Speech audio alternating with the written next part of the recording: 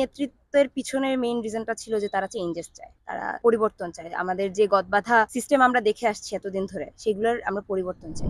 বাংলাদেশ যেন at least corruption less হয়, কারণ বাংলাদেশে রিসেন্টলি দেখা যাচ্ছে প্রত্যেকটা মন্ত্রণালয় কারাপ্টেড। কেমন ধরনের পরিবর্তন চাই? আমরা যদি আমাদের শিক্ষা ব্যবস্থার দিকে তাকাই, আমাদের শিক্ষা ব্যবস্থা অনেক ধরনের পরিবর্তন দরকার।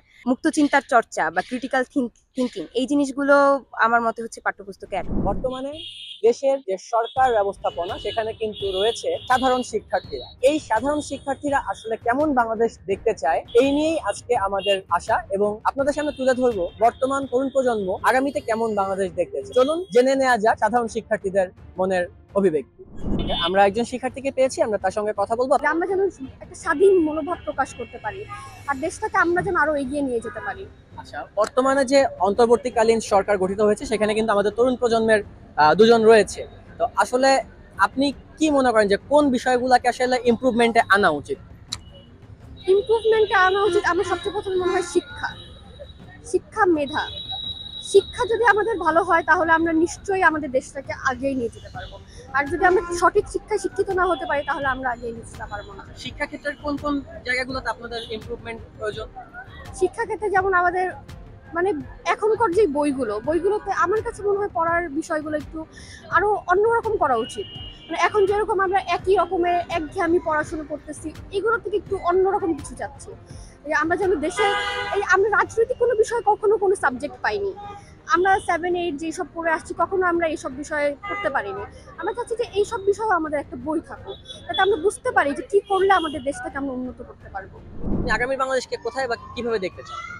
আমি চাই হলো একটা নিরপেক্ষ সরকার, যেটা হলো সবার বাক স্বাধীনতা থাকবে, সবাই যার ইচ্ছা মতো আগে যেমন কোনো সরকারি আমলেই, বিএনপির আমলেই হোক, আওয়ামী লীগের আমলেই হোক, আমরা ঠিকমতো আমাদের মত প্রকাশ করতে পারি না। আমরা যাতে আমাদের নিজেদের মতামত প্রকাশ করতে পারি, আমরা যাতে জনগণ মানে আমরা সাধারণ জনগণ যাতে ভালো থাকতে পারি, সেরকম একটা সরকার আসে।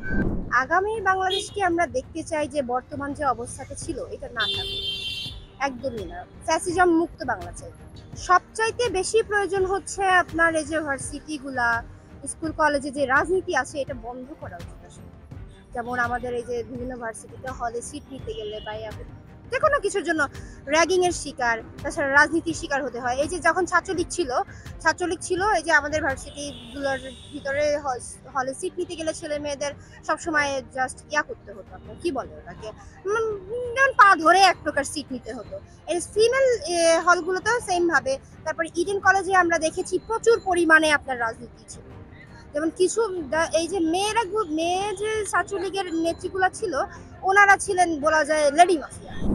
আগের যেসব দল টল ছিল তাদেরকে ছেড়ে একটা নতুন কোনো ছাত্রদের সাথে আমরা মিলে, মানে ছাত্রদের সহায়তায়, মানে আমরা যারা আছি তরুণ প্রজন্ম, আমরা একটা সুন্দর একটা মানে দাঙ্গাহীন, ঝামেলাহীন একটা ঠিকঠাক পরিবেশ, যাতে সবাই কথা বলতে পারি, আমরা যাতে সবার আমাদের মুখ খোলা থাকে, এবং আমরা সবাই যাতে পরিষ্কার পরিচ্ছন্ন একটা দেশ পাই এবং পরিষ্কার পরিচ্ছন্ন একটা হল রাজনীতি যেন বন্ধ হয়, কারণ হল রাজনীতির কারণে দেখা যায় যে ফার্স্ট ইয়ারে যেসব স্টুডেন্টগুলো ঢুকে, অনেক হাই এক্সপেকটেশন থাকে যে ঢাকা ভার্সিটিতে ঢুকে আরও ব্রিলিয়ান্ট হবে, আরও মেধা চর্চা করবে, কিন্তু দেখা যাচ্ছে যে ফার্স্ট ইয়ারে কি বলে হল রাজনীতির কারণে দেখা যায় যে গেস্ট রুম করতে করতে করতে করতে হচ্ছে স্টুডেন্টগুলো আর কি কি বলে প্যাথ ডেভিয়েটেড হয়ে যায়।